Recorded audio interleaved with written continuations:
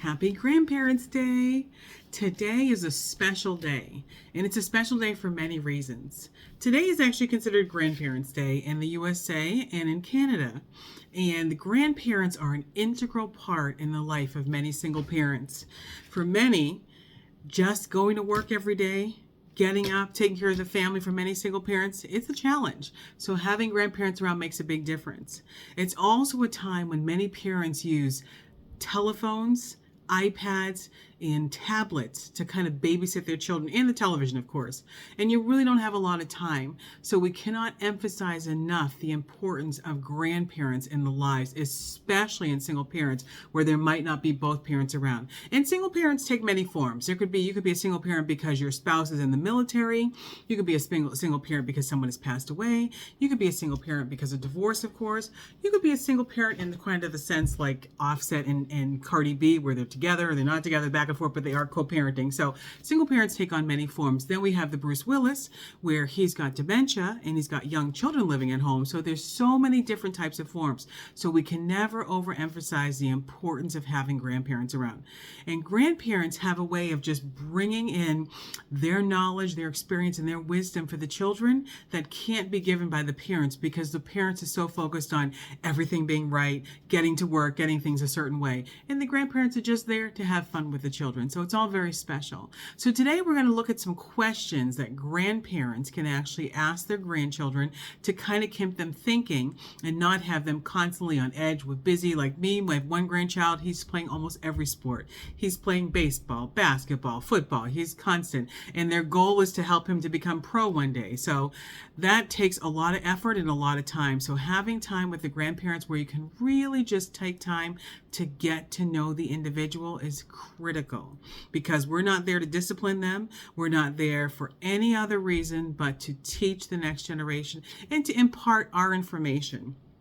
You know, I have a scripture that I've mentioned to you guys before. It's always been in my life, from Proverbs, and it says, a good man leaves an inheritance to his children's children.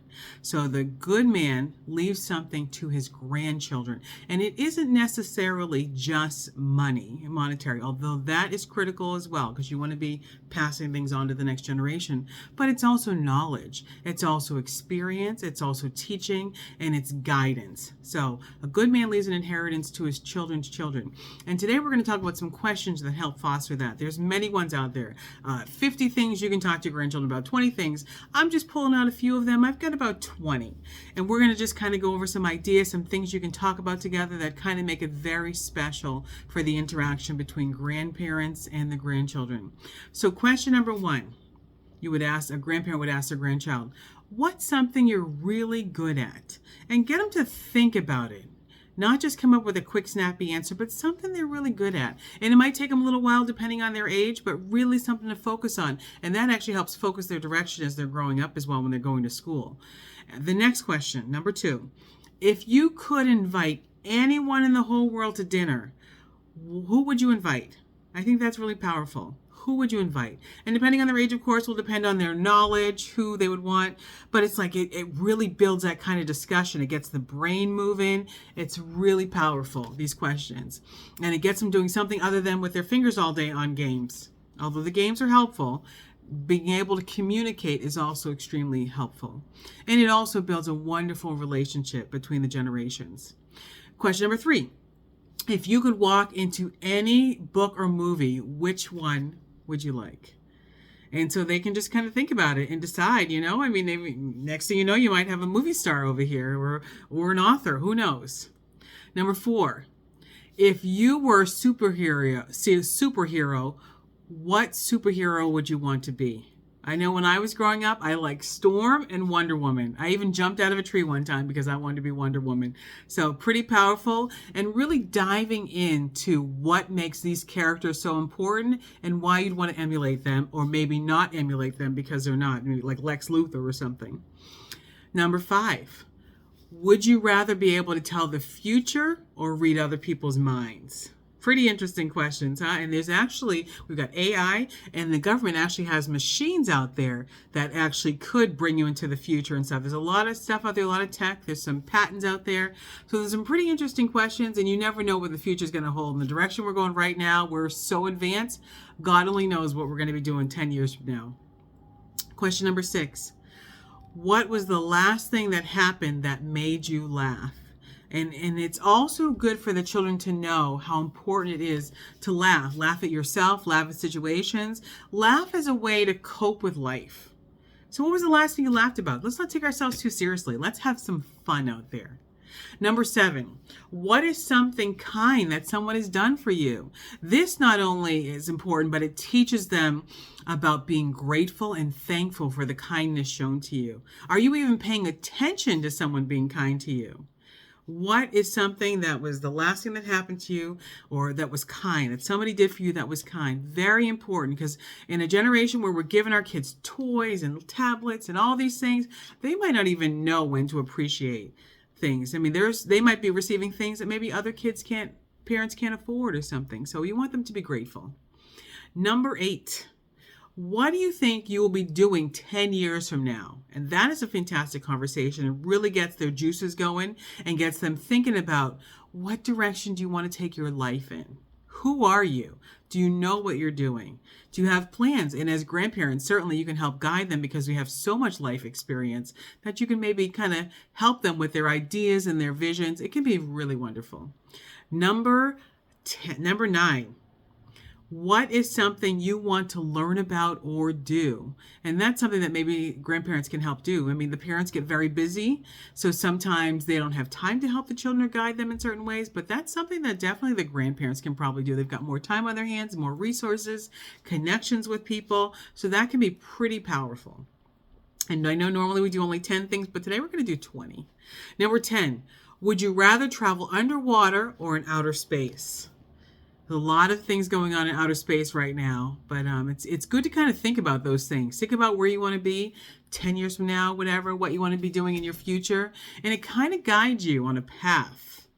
Do I want to be an astronaut? Do I want to do this? Do I want to do that? Like, kind of just gives you an idea, get you thinking. Maybe you want to start reading some books about it and get some ideas. I love it. Number 11.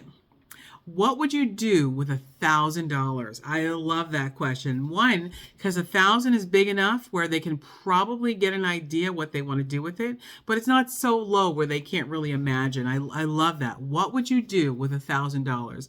And maybe many times they're picking up stuff through osmosis from their parents, and they're thinking, well, it's my parents do, this is what I'm going to do.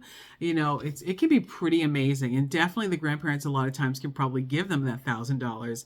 And it'll be something maybe other than the normal trips and activities and games and fun, but maybe really investing. I love that question. What would you do with $1,000? And that might be a good question for them to have with their parents also. Number 12, what makes somebody a good friend? You know, these are all things to think about. Sometimes we just hang out with people and maybe they're not a great influence on our children. Maybe they're not a great influence on us, but we're just kind of, we've known each other forever, so we just kind of stay together. This could be a great question for grandparents. And certainly you want to only have these questions with grandparents if there's a great relationship there. The grandparents should never be overstepping the bounds of the parents who ultimately make the final decisions in the children's life.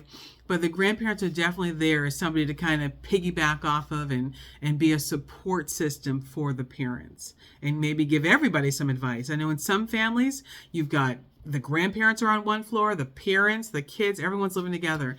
I knew people years ago where in the beginning, the parents bought the house and their the daughter and her husband and the kids lived in, the basement or whatever. And then the kids bought the house and the parents lived in the basement. They just kind of all stayed together. It's beautiful for the generations. I personally love watching that. So that can be a very powerful thing. Number 12. What makes somebody, well, we already did that. What makes somebody a good friend? Very important. Number 13. Would you rather be a star of a movie or a director? It makes you think. Do you want to just have money? Or do you want to have influence and power? Very important questions. There's not a right or a wrong answer. It's just a matter of preference, and it's a matter of having a discussion and really thinking about things and thinking about the benefits. And maybe a decision you make now, you're thinking, is going to be totally different from 20 years from now. You're a totally different person, different mindset. You're thinking about your own family, that sort of thing. I've heard in a lot of Indian families, they know from a young age They have to put money aside for their weddings because it's a big wedding. It has to be a big wedding. You got to invite so many people. So when you have that kind of mindset as a young person, it really helps you focus on what you're doing, on saving, on how you discipline yourself. It can be very, very powerful. Number 14, how do you show someone that you love them? And that has so many different ways. You know, I see some cultures, maybe they don't hug as much or say, I love you 100 times, but they're there for them. They communicate, they spend time together. Others are, I love you, I love you, love you, and so forth. So there's different cultures, different ways of doing things. One is not necessarily better than the other. Obviously, we want no abuse. That's a big no-no. But how do you show someone that you love them, genuinely love them from the heart? Can the children, the grandchild, see the difference between someone who shows love, someone who just says they love someone, and someone who really does love someone? Number 15. What would a perfect day look like for you? And have them really map it out and spell it out. And this is actually very good for somebody who wants to be an author or a book or do any sort of book writing or editing or blogs or publishing, because you have to do what's called a mind map. And you start putting your ideas down and writing them, and then you try to connect them, and then you create a thought, and next thing you know, you'll be creating a book. So this I really love. Just being able to identify what your own perfect day looks like. Number 16, if you could have any kind of store, what would you want to sell? And that's important also, especially when you're planning your life, you're thinking about what you want to do. Do you want to be in business? Some of the things I talk about in my book, 10 Things I Wish I Knew as a Single Parent, I talk about children creating businesses, and this is part of that. And that might be a store, it might be anything, but really getting the juices moving, getting things going, thinking about creating your own finances, being independent, not depending on your parents, not depending on allowance, but really trying to create your own stuff. What would you do? How would you do it? Mapping it out. Next thing you know, you got a business plan and you're like 13 years old. And there are kids that have created businesses at the age of 7. So keep it going. It's pretty powerful, pretty amazing. Number 17, how can you tell if somebody is smart? How can you tell if somebody is smart? Not just showing they're smart, but they really are smart. Are there characteristics? Are there signs? Is everybody who's smart the same way? Do they all behave the same way? You know, it's some of that is not putting everybody into one box. Some of that is just using critical thinking, but it just gives you ideas, things to discuss. A lot of different ways to look at things so they can maybe identify people and gets a little bit of street smarts is always a good thing. Number 18, if you wrote a book, what would the title be? And it could be anything. You never know the gift that is in your grandchildren until you start talking to them and trying to get it out. There's so much in there, and they need somebody to talk to. And if they don't talk to you, the grandparents or their parents are going to talk to their friends. So it's good for you to build that relationship with them. Number 19, what is something you have done that you would like to do again? Doesn't matter what it is. It could just be a special memory. It could be a trip. It could be anything. What is something you've done that you'd like to do again? Just something you sit down, you kind of iron out, you think about it. Maybe it's not something you can do right away, but it's definitely something you can talk about, you can spend time on. And last but not least, number 20, how do you think the world will be different when you grow up? Based on what's happening right now, what do you think is going to be different 5 years from now, 10 years from now, 15 years from now? What do you think is going to change? And that's a great question to have. That's a great question for adults to have, but it's an even better question for grandparents and grandchildren to have.